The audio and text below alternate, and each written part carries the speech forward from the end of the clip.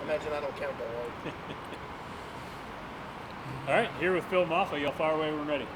Phil, are you a perfect example of patience, considering the broken ankle at the end of your senior year, having to wait your turn here, hearing you might redshirt, and then all of a sudden, here you are playing a big part in a big game Saturday? Yeah, I feel like patience is always something that been like instilled in me. Talking to my parents and just having faith in Christ. His timing. So I just always try to be patient. How tough was it when you suffered the injury, didn't get to go through the playoffs, coming here? How tough was that for you? It was pretty tough not being able to finish the season with my team, but I just knew God had a plan, and just coming here, I just knew I just had to work to get back. So that's really what I was really focused on. What was that like when you going from thinking you're going to redshirt to hearing the game and going off?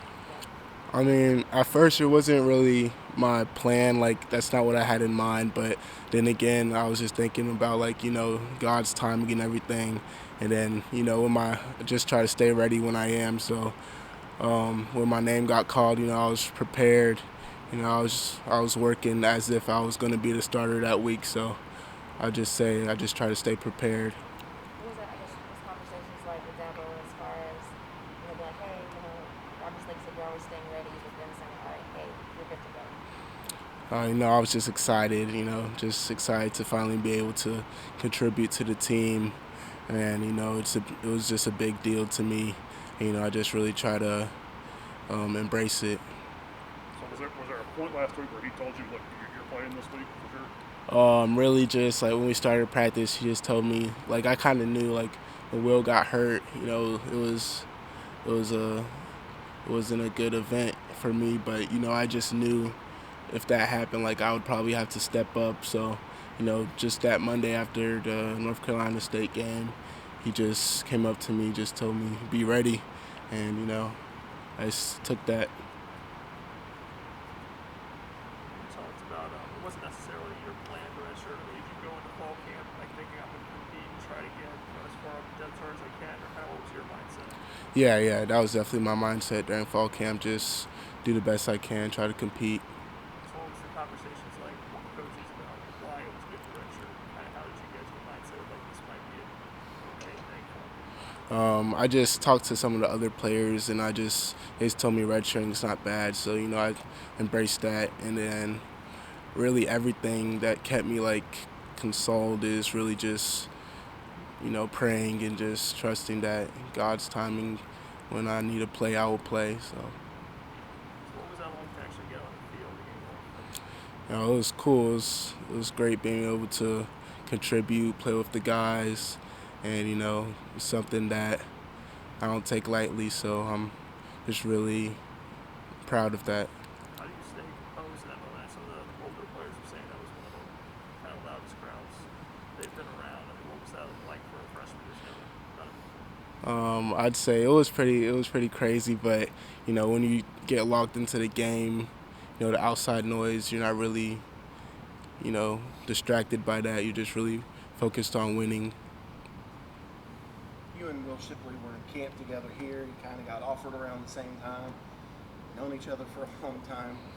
What was it like to kind of come in and compete with him and against him in camp, and be with a guy that you've known for a long time? I feel like that was a great blessing. Just I often think about what if like we didn't go to the same school. I feel like both of us coming here, has made me a better player and will continue to make me a better player. And just having that competition, that brotherhood, is gonna make us excel. People talk about him being versatile, but you're versatile too. You're a guy that can catch a ball coming out of the backfield. You like the wheel route. Are you excited to finally show your potential to everybody? Yeah. I always like to show people that I can catch the ball. I feel like some people really don't think I can, but I'm just always trying to improve on it and just extend my game in any way I can. So how would you describe your skill set? Is there something you feel like maybe you do that you bring different to the table than other running backs? Um, I'd say my skill set is just multi purpose. I feel like I could do anything I could put my mind to. I can pass pro, I can run, I can catch the ball. So I just feel like I can do anything I can do to help the team. I'll do. You were obviously offered by Tony Elliott, and now you're coached by CJ. What is CJ's coaching style like? He's a great coach. Just having him being my coach is actually just is extraordinary. I just remember watching him growing up, and his coaching style. He's been in the game, so he knows what he's talking about. He's always pushing us to do better.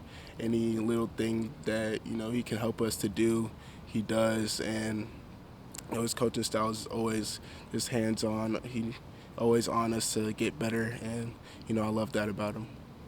How did he say you played Saturday? What was, his grading of Phil Mafah? I actually haven't checked the grades yet, but he said I did great, for my first game, and I still have a lot of areas I can improve on. So I'm gonna go watch the film and get better. On that 28-yard run where you kind of had a spin move at the end of it, do you remember what you saw, or was it just kind of an instinct play, or kind of why did you make that move?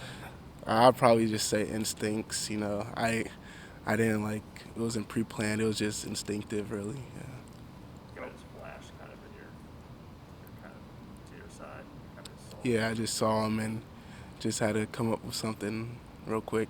Yeah. I know you've only been part of one game, but from your perspective, why do you think the running game was so much more effective on Saturday than it has been for most of the year? I just think as a team, we just been talking about, just really imposing our will on opponents, and just like Dabo is always talking about in practice, we just need to bring that to the game field. And I just feel like the O-linemen, the offense, we all just came with that intensity, and the O-line did a great job on Saturday. So I give a lot of props to them and Coach Caldwell, our coaches for allowing us the opportunity to get that open. And I just want to thank my O-linemen, really. So you really didn't know when you would play Saturday? No, I didn't really know, but I didn't really know. So what was it like when CJ says, "Hey, your time to go"? What's going through your mind at that point? I was excited. I was obviously nervous. The crowd was big, but I was just excited I just wanted to win. That's all I was thinking, just contribute. How big was that crowd Saturday night? How much did it play a part in the win? It was huge, them being loud on third downs really disrupted the other team, and really encouraged us at the same time. So that crowd is always great here in Death Valley. I guess how much confidence does that performance give you, I guess, going forward? I mean, having a moment that kind of shows you belong kind of on this stage. I mean, what does this game mean for you just going forward? I guess you go off the college game with 58 yards you had, be able to play the way you did. I mean, how much confidence does that give you kind of going forward in your practice? It gives me confidence just knowing that I can contribute to the team, but I'm always just trying to stay humble and just just do what I can this year to help the team the best way I can. But definitely makes me confident, knowing that the work I put in was able to be shown a bit on Saturday. So. Anything from Zoom for Phil?